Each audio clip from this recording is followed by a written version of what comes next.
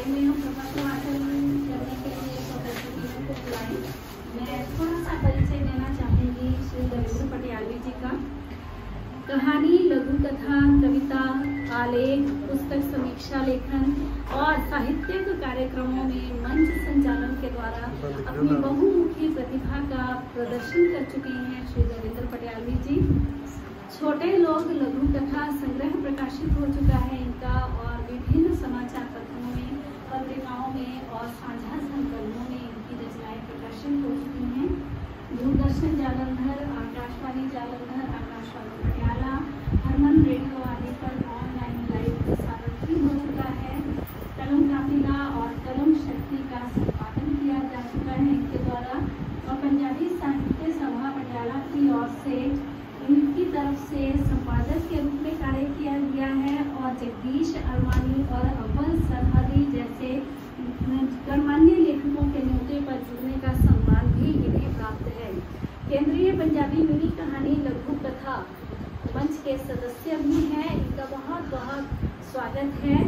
और अब मैं बुलाना चाहूँगी प्रोफेसर नीलम को कि ये इनके लघु कथा संग्रह पर अपने विचार प्रस्तुत करें। प्रोफेसर नीलम को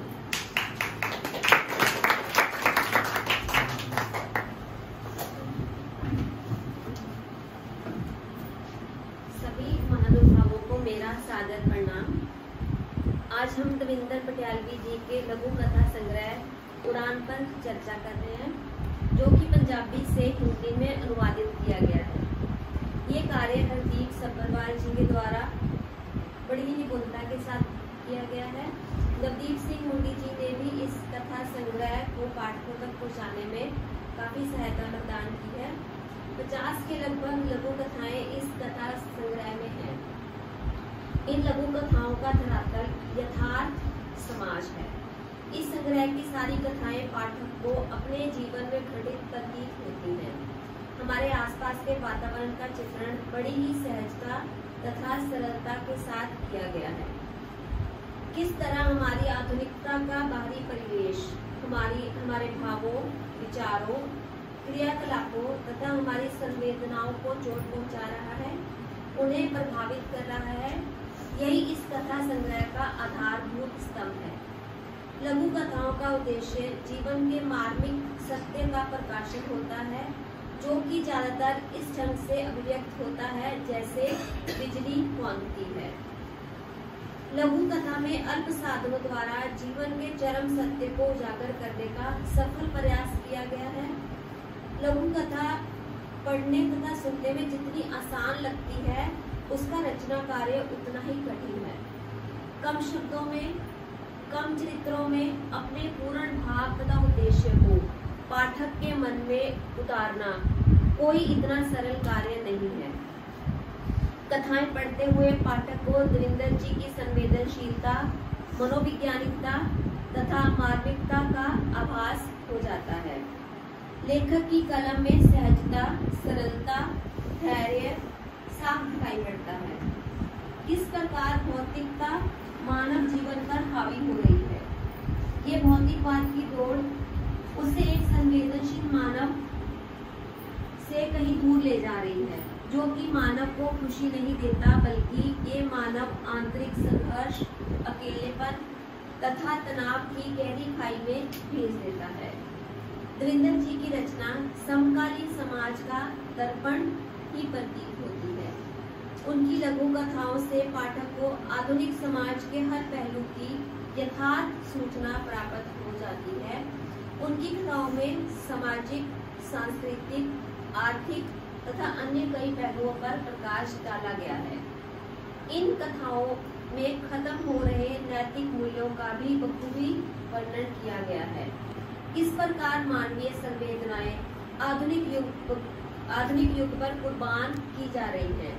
ये रचनाएं उन्हीं मानवीय मूल्यों, रिश्तों, परंपराओं तथा शुद्ध आचरणों को बचाने के लिए लेखक का एक सुंदर प्रयास है।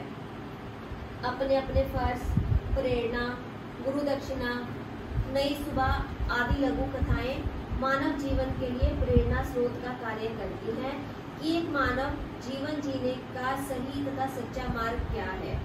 रिश्तों का जीवन में क्या महत्व है तथा मानव की कार्यशैली तथा मानसिकता क्या होनी चाहिए, किस प्रकार गरीब व्यक्ति का शोषण होता है, किस प्रकार पूंजीपति तथा अमीर वर्ग उनके जीवन में संघर्ष, आंसू तथा रोष पैदा करते हैं, उनके अंतर्द्वंद का सुंदर चित्रण किया गया है। ये रचनाएं पाठक के मन तथा मस्तिष्क पर प्रहार करके उसे सोचने पर मजबूर करती हैं कि क्यों इन हालातों में बदलाव लाना जरूरी है। यदि हम कथाओं के धरातल की बात करें तो इसमें लेखक को पूर्णतः सफलता प्राप्त हुई है। उनका अंतक प्रयास पूरी रचना में स्पष्ट दिखाई पड़ता है। लेखक का व्यंग्यात्मक पक्ष भी अद्भुत है। वह हर रचना में बड़ी ही सरलता तथा सादगी से व्यंग करते हैं, जो कि सीधा पाठक के दिल तथा दिमाग पर प्रहार करता है। लेखक की बिंब दर्शाने में भी प्रतिभा विशेष रूप से दिखाई पड़ती है। आज के सरकारी कार्यालयों की कार्यशैली किसी से नहीं छुपी, परंतु उस दशा का इतनी सुंदरता के साथ वर्णन किया गया है कि वह पाठक को अपनी रोजमर्रा की बात ही प्रतीत होती है। हमें लगता है कि ये सब कुछ हमारे आसपास रोज हो रहा है। लेखक के स्वयं के अनुभव भी शायद इस रचना के धरातल हैं। हर रचना में उकेरा ज्ञान लेखक को एक चिंतनशील लेखक की श्रेणी में भी खड़ा कर देता है। लेखक चिंतनशील होने के साथ साथ विवेक का दामन भी नहीं छोड़ते हैं। जो एहसास, विचार, भाव, तरंगे मानव के मन में कहीं दबी रहती हैं तथा मानव सर्वदा उनसे अनभिज्ञ ही रहता है, दविंदर जी ने इतनी कुशलता के साथ उनको पाठकों के समक्ष प्रस्तुत किया है। लाचारी, उड़ान तथा फर्क जैसी कथाएं मानव जीवन के विभिन्न पक्षों को उजागर करती हैं। वह पाठक के मन को इस प्रकार झंझोड़ती हैं कि पाठक स्वयं ही इन पर विचार करने पर विवश हो जाता है। एहसास कथा में पिता की डांट का वर्णन है कि जब एक पिता अपने बच्चे को डांटता है तो उसे बहुत गुस्सा आता है, बहुत क्रोध आता है और वह उसका दिल करता है कि वो वापस अपने पिता के ऊपर चिल्लाए और कहीं दूर चला जाए और अपने पिता की कभी शक्ल भी न देखे। लेकिन जब वही पिता हमारे जीवन में नहीं रहता तो किस प्रकार हम उसकी डांट खाने के लिए तरस जाते हैं कि काश वो कहीं से आ जाए और हमें आज भी आकर डांट दे। ड्यूटी कथा में किस प्रकार पैसा कमाने तथा घर चलाने के लिए कर्मचारियों को त्योहारों के दिनों में भी घर से दूर रहकर अपनी ड्यूटी करनी पड़ती है। उनकी विवशता का वर्णन बड़ी ही सुंदरता के साथ किया गया है और वह कर्मचारी बड़ी खुशी से इस बात को स्वीकार करते हैं कि कोई बात नहीं, हम परिवार से दूर हैं लेकिन उनके लिए कार्य कर रहे हैं। एक नई शुरुआत कथा में डॉक्टरों की बढ़ती फीस, बच्चा गिराने का दर तथा एक दंपति द्वारा उसी बच्चे को गोद लेने के खुशी का चित्रण किया गया है। ये सारी बातें सिर्फ आधे पेज की कथा में बताई गई हैं कि कैसे वो अबॉर्शन कराने के लिए जाते हैं, फीस बहुत ज्यादा है, वो चिंता करते हैं, लड़की होने के कारण कराना चाहते हैं, लेकिन पास में एक दंपति सुन लेता है और उस बच्ची को गोद लेने के लिए वो तैयार हो जाते हैं कि ये जब होगी तो हम इसको गोद में ले लेंगे, तो वो एक पाप से बच जाते हैं। मतलब इतना कथाक्रम जो है इतने कम शब्दों में वर्णन करना, ये लेखक की एक बहुत बड़ी सफलता है। कंस कहानी में कलयुग के मामा की मनोदशा का वर्णन किया गया है। मामा जब हमारे माता जी में बताते थे कि मामा जो है वो माँ से बढ़कर होता है, क्योंकि इसमें 2 बार माँ आता है, माँ में सिर्फ 1 बार ही माँ आ रहा है और वो मामा आपसे बढ़कर है। लेकिन कंस मामा में कंस की विशेषताओं वाले एक मामा की बात की गई है कि वे अपनी पहले तो वह शादी में पूरा काम करवाता है, बड़ा खुश प्रतीत होता है, लेकिन जब विवाह हो जाता है तो वो बड़ा खुश होता है। वो कहता है कि मैंने अपनी भांजी का विवाह एक गलत आदमी के साथ करा दिया है। वो इसलिए गलत आदमी के साथ करवा के खुश है क्योंकि वो अपने जीजा से परेशान था, क्योंकि जीजा ने उसको बहुत कुछ सुनाया होता है, तो उससे अपना द्वेष पूर्ण करने के लिए वो अपनी भांजी के जीवन को दांव पर लगा देता है और वो बदला अपनी भांजी से लेता है। तो इस प्रकार के मामा भी आज की दुनिया में बसते हैं।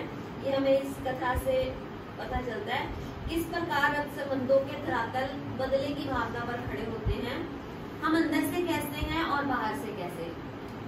बाहर से हम बड़ा अच्छा बनने की कोशिश करते हैं, लेकिन हम अंदर से कैसे है वो कभी कभी उजागर होता है। हम हमदर्द बनते हैं तथा अंदर से उन्हीं के साथ छल और कपट करते हैं।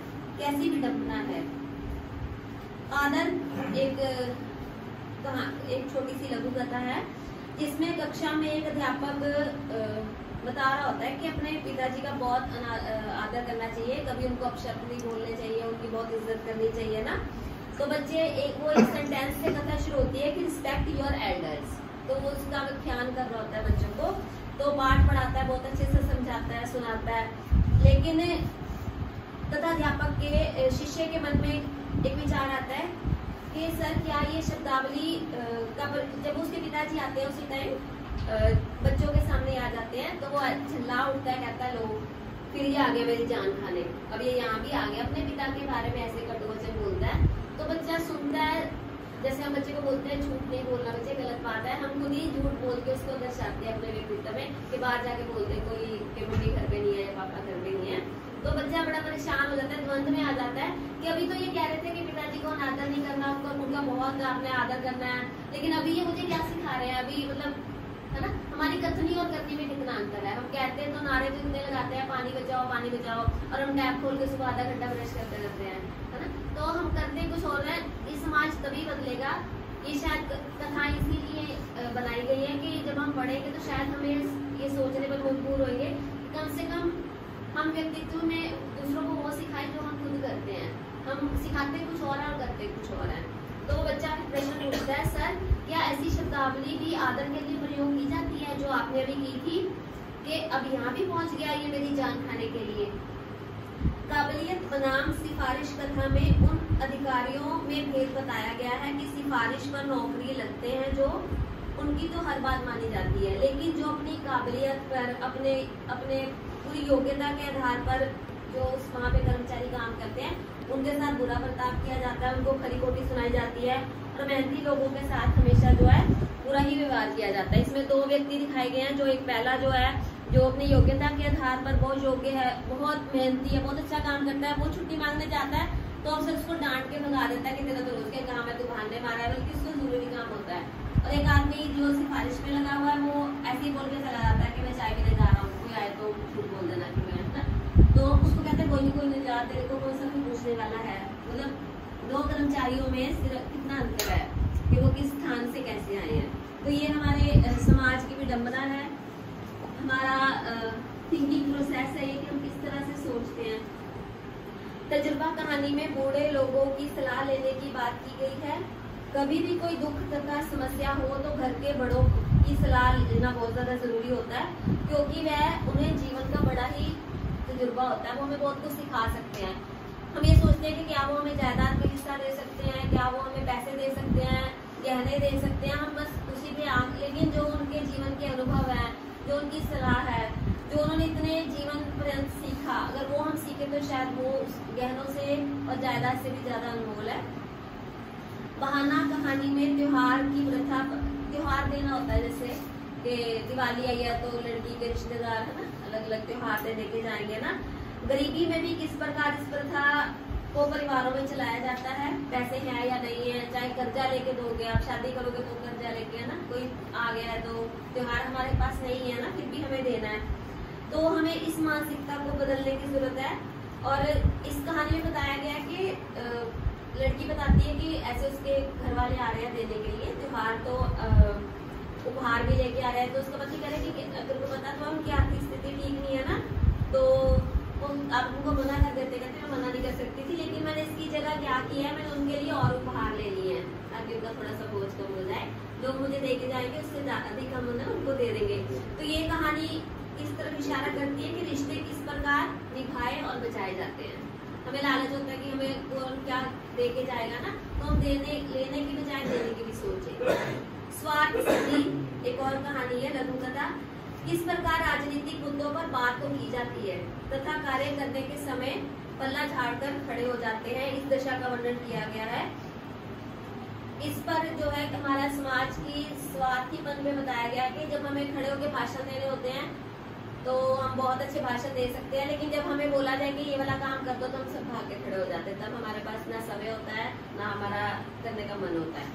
लाचारी कथा में एक बदमाश द्वारा गरीबों का शोषण करके उन्हें लाचार करने की दशा तथा फिर उसी बदमाश द्वारा अपनी 50वीं वर्षगांठ के जश्न में गरीबों को कपड़े तथा लंगर देने का वृतांत है। एक बदमाश होता है, बहुत लोगों पे अत्याचार करता है, लोगों की जमीनें पैसे खा के बहुत गलत काम करता है, बहुत गरीबों को दुखी किया होता है उसने। लेकिन जब वो लंगर लगाता है तो वही लोग जिनको उसने प्रताड़ना दी होती है, वही उस बदुआएं दी होती है, वो उसको दुआएं देने लग जाते हैं एक बार लंगर और कपड़े लेकर। तो हम इतनी जल्दी भूल जाते हैं, हमारी मानसिकता इतनी जल्दी बदल जाती है। ये थी कुछ मानवीय संवेदनाएं जो इस लघु कथा संग्रह में हैं।